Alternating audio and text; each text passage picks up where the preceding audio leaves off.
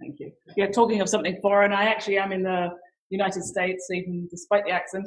I've been here 17 years now. So now for something completely different. I was asked to give you an overview on some of the work that I do in relation to testing ballast water.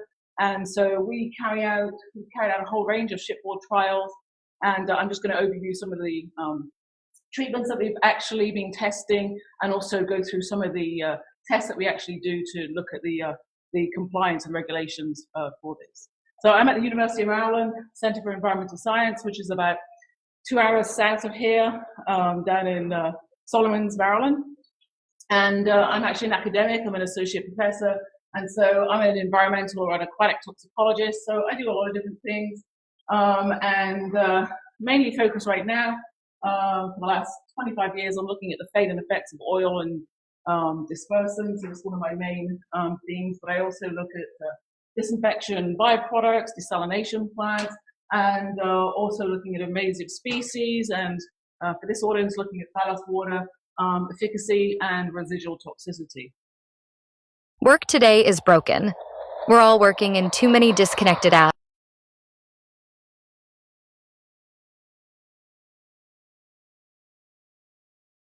Or probably aware of invasive species, ballast water, a touch on the regulations and management and compliance testing, and then go over one case study of the shipboard testing that we've done. So I'll overview some of the main tests, but also go in detail at a sodium hydroxide test that we're looking at right now in the Great Lakes. So of course, why are we looking at this? There's many vectors of invasive species introduction, not just ballast water or hull fouling. There's many others. But a major vector is ballast water, and of course that leads to a lot of ecological and economic implications, and also even human health issues.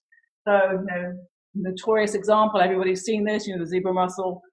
This has infested a lot of internal waterways here in the US, and it's required a huge amount of money in terms of control measures, and it has a whole suite of ecological and economic impacts in terms of outcompeting native species, fouling native species, impacts on recreation, and also infrastructure, including pipe clogging. Of course, you all know this, why ballast water is taken up to maintain, obviously, structural stability. I'm not going to go, all this. But in the process of ballasting and deballasting, of course, organisms can be taken up from one site and moved and released at another site. And this is globally a large amount of water, which is why there's all this interest in the last couple of decades. Now, there's a wide range of organisms found in ballast water, all the way from viruses, bacteria, fungi, molds, algae, phytoplankton, zooplankton, larval fish even. And so what this talk is going to overview is, honing in on, why we need this, environmental protection issues, looking at some of the laws and regulations, some of the technical solutions, the main technical ones that are out there right now, and then obviously issues in terms of implementation and costs. So there's a number of methods that are out there that are looking at preventing introduction. There's really no single management technique yet that's effective against all types of organisms. So there might be a combined approach, different methods, maybe more effective. But the problem is it's a global issue. It's difficult to implement, control, regulate, and when you're evaluating treatment options, there's a number of factors that need to be considered: cost, enforcement, effectiveness, risks, for example. Just an overview here of just some generic criteria. Obviously, the safety of crew and all passengers. They've got to be effective at removing the target organisms, and I'll talk about what those target thresholds are later. It's got to be relatively easy to use, and can't interfere with normal ship operations. Obviously, it can't impact the structural integrity of the ship, and you have to give consideration for the size, expense of the treatment, the potential damage to the environment if you're looking at residual toxicity issues, and then of course the issue in terms of complying with the regulations. So some current technologies I've just listed here.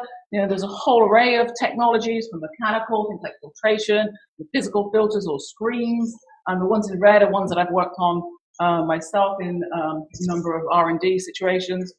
There's a whole suite of chemical agents. These can be chlorine, the things that you would put in your pool or spa. Chlorine, bromine, chlorine dioxide, ozone. There's also a vitamin K derivative that I've worked on, which is C-Clean. This is metadione. And then another one, sodium hydroxide, for use specifically in freshwater systems. There's also a whole suite of physical options, potentially. The one I've highlighted there is UV light, but these are things like your tank coatings, sound, acoustic heat treatment, a whole array of potential technologies. So, of course, currently the guideline is ballast water exchange. One thing, many voyages are too short, it's not applicable for all. And there's two major types, the overflow of the side and the direct pipe discharge. So just some common treatments here. This is obviously a huge market, so a lot of interest here. And there's numerous options, and these can be both single or combined options. And there's many companies, also testing facilities that are looking at these as well. So just an example here, because I've worked on these, for example, a hypochlorite generator. And so this kills organisms like with chlorine, just like you would in your pool. You then have to then you have to neutralize the chlorine before discharge. Another one is a inline filtration system and UV. And quite often you would do a filtration and UV going in, and then a UV going out. So it's a double treatment. And then also there's the oxygenation systems as well. So the whole point is that there's a whole array of systems. And of course, in trying to identify these systems, it's challenging, especially for a retrofit. Again, you focus on efficacy, but there's a lot of other considered efficacy as how well it kills organisms, how many organisms it kills, and whether that makes you regulatory compliant. And there's no, as I said, no treatment suitable for all. Depends on the size of your ship, your transport times, whether it's freshwater or marine, and then there's other things, pros and cons of different techniques to consider, things like tank corrosion, safety, for example. So the current regulations, I just wanted to touch on those, obviously the IMO. So these are at the global and local scales, so IMO, and then here in the US, the US Coast Guard and EPA. And so the whole goal is for discharge ballast water, that you have low organism densities in that ballast water you're releasing, and also low residual toxicity. And with that, I mean that the water that you've treated can't be toxic to organisms when you release that. So you have to look at those two main things. Again, it's just an overview of common regulations, and just to show you, how it is such a global and even local scale. And here, even in the US, different states have different regulations. And of course, everybody's now interested in the IMO ratification. So the IMO in 2004 has the compliance testing, and I'm sure you're all aware of that. And of course, with Finland joining last September, then now it'll go into force 12 months later, and that's September 7th of this year. So in terms of what this actually means, and so I'm coming at it from a slightly different perspective. Like I said, we do testing, R&D type testing, and so there's a lot of regulations out there where they're using shipboard testing or land-based testing protocols. I don't do any land-based testing. I specifically do shipboard testing. And so the regulations are broken down into three major criteria. So the organism, the greater than 50 micron in size is normally your zooplankton. The greater than 10 to less than 50, that's normally your phytoplankton, your algal species. And then less than 10 microns in size are your bacteria. And these are some indicator bacteria types, specifically the gut bacteria, so E. coli, also Enterobacteriaceae, and then also Vibrio species. So this is just showing you the difference with the regulations, whether it's the IMO G8 regulations, Coast Guard, or the EPA ETD land-based testing. So these are the things that we have to consider. We have to, when we're testing a system, we have to analyze the uptake water, so we know the amount of organisms that we have in the uptake water. And then, of course, what you're interested in is the discharge. So from compliance testing, it's only the discharge, but when you're actually testing a system, we've got to look at the uptake water and the treated discharge water. So, of course, you only get to know how well your system worked if you actually had organisms to start with. And so that's why there's guidelines on what you should have and at what numbers in your uptake water. And there's a other class of bacteria, heterotrophic bacteria. These are just general aerobic bacteria. And that is required to test in uptake water, but there's actually no specific standards or guidelines in discharge water. So, of course, the IMO, and this is the one I'm just going to show you because they're all, there's different nuances with different, state versus US regulations. But the IMO, they're pretty much all the same. They're pretty much all this. So the three categories, again, the zooplankton and the compliance regulatory limit is you have to have less than 10 viable cells per cubic meter. For the algae or phytoplankton, less than 10 viable cells per mil. And then for the Vibrio cholera, less than 10 per 100 mil.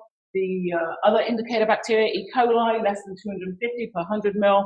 And E. coli, the Enterobacteriaceae, less than 100 per 100 mil. So those are the actual guidelines, and you'll see that propagated through vessel, general permit, also IMO and Coast Guard, EPA.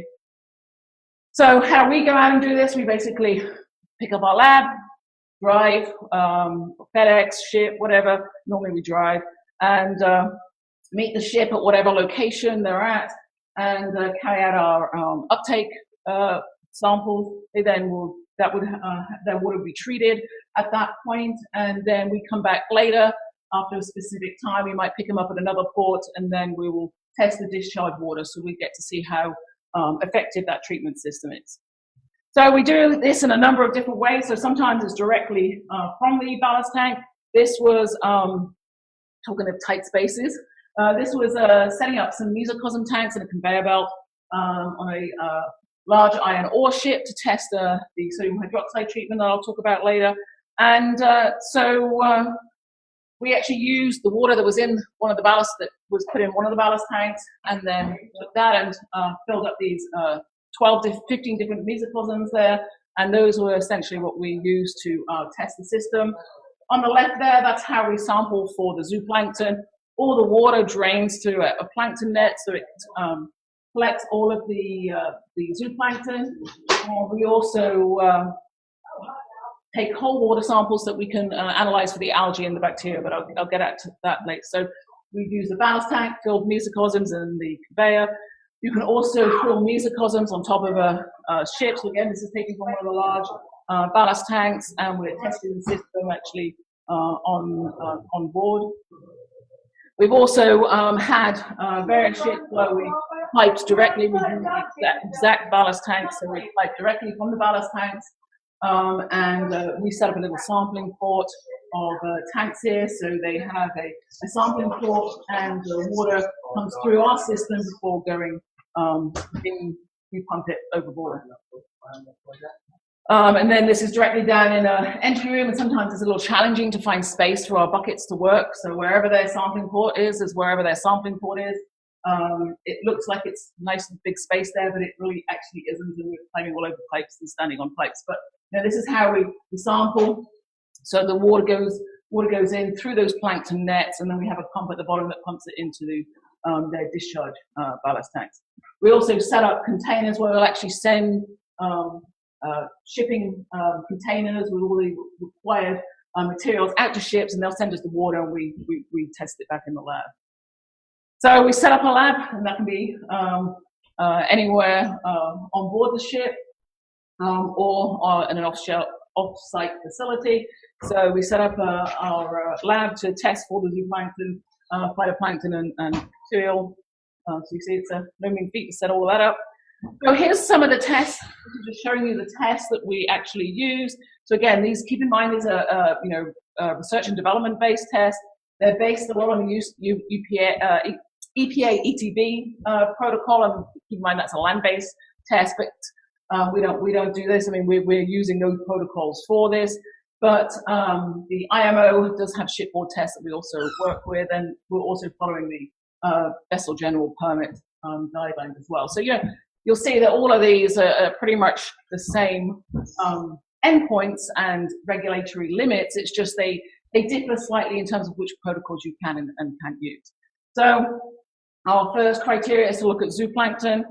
Again, these are organisms that are greater than 50 microns in size, and how we collect them is this plankton net. It has a mesh size of 37 microns, which in diameter is 50 microns. And so we will put all of the water through. A minimum of a ton of water has to go through these. And sometimes, if it's a very turbid or environment, we have to keep switching out nets and using multiple ones to be able to get that. So the water passes through that, collects this into this at the bottom there, it's called a cod end.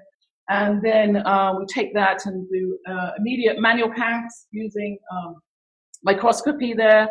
And then you would report the number of live organisms per meter cubed of ballast water. And sometimes it's a little challenging to find out lives. You'd like poke them and see them move.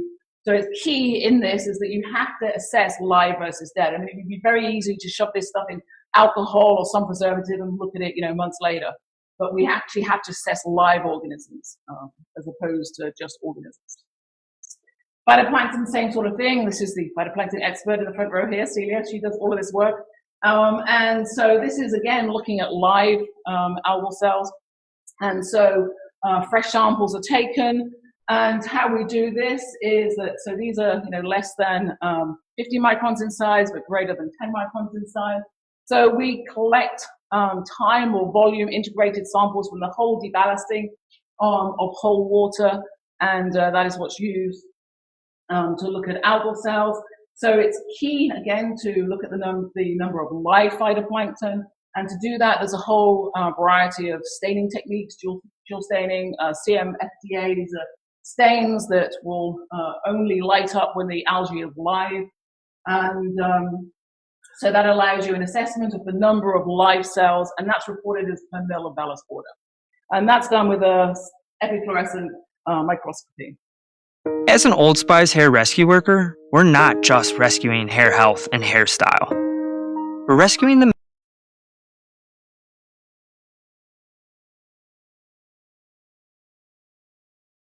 general permit in terms of indicator organisms. So the third category is bacterial species.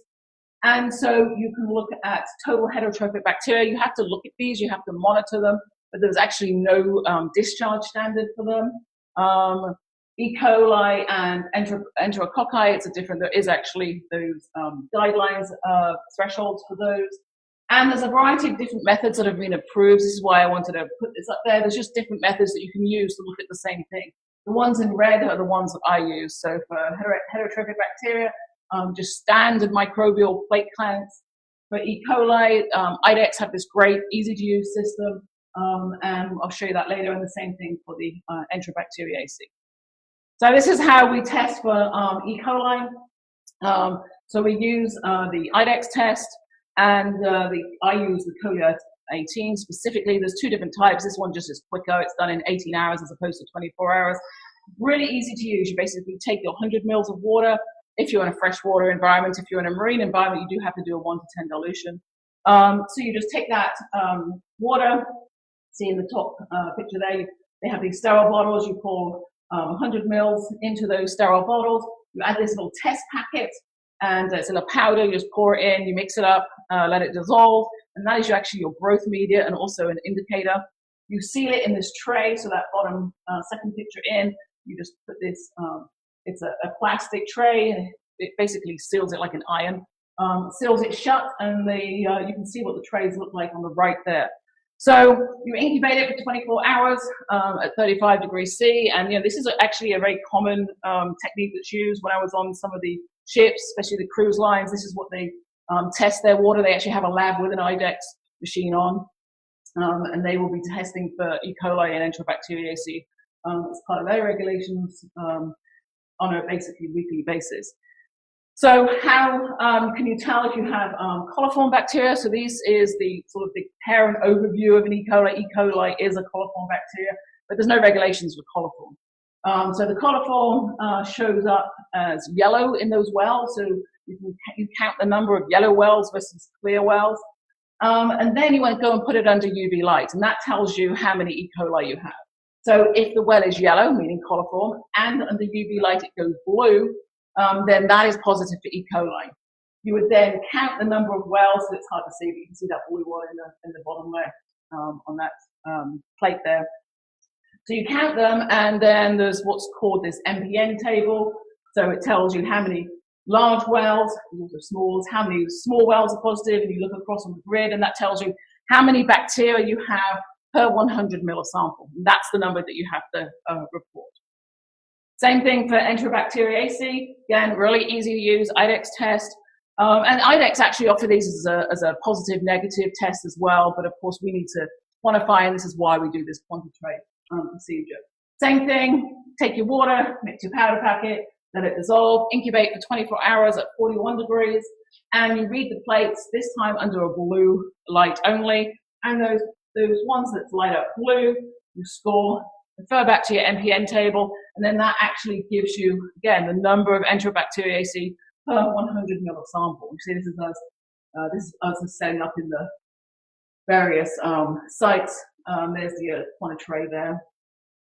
So, everything, we have to maintain sterility, and, you have your positive and your negative controls and everything. So the other one, again, there's no regulatory discharge standards for this, apart from you actually have to measure them. There is some, for testing, we have to know what's in our uptake, but not what's in our discharge. So the standard method is just standard plate counts. This is, what's used in wastewater treatment plants all the time. So that's that round, like a Petri dish there. That's actually not a solid agar. This is actually a membrane filtration, which is why you can see the picture in the middle. You put your water over one of these filters, and then you take that filter and put it onto a pad that's soaked in your growth media, and then you grow it. So it's a similar thing. It's still a plate method. Problem with those things is that they're solid media, and you're probably only going to get about 0.1% of your bacteria that are actually going to grow on a solid media.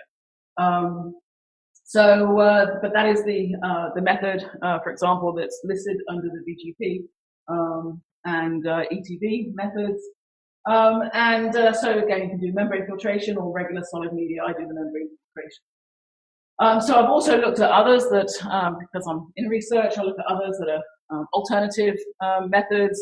For example, I'll give you there is a Petrofilm plate. This is just like a paper plate. You put in 1 ml of your sample, put the plastic down over it, and you have this little plastic thing that makes it into a round circle, and that rehydrates your media. So essentially you've got a Petri dish right there. Thing. Still takes 24 hours to incubate. But you can see those little red dots are telling you the number of bacteria. So I've been comparing and contrasting, all of these different methods, because obviously you want something that's easy to use. Unfortunately for algal growth, you're not going to get something done quickly. It's going to take time. But there are other methods in development that I'm happy to talk to you about after this. So again, you'll report these bacteria numbers as colony forming units or minimal problem number. It's the same thing. It's basically the number of bacteria per mil of sample for this, because there's so many out there, that's why it's per mil.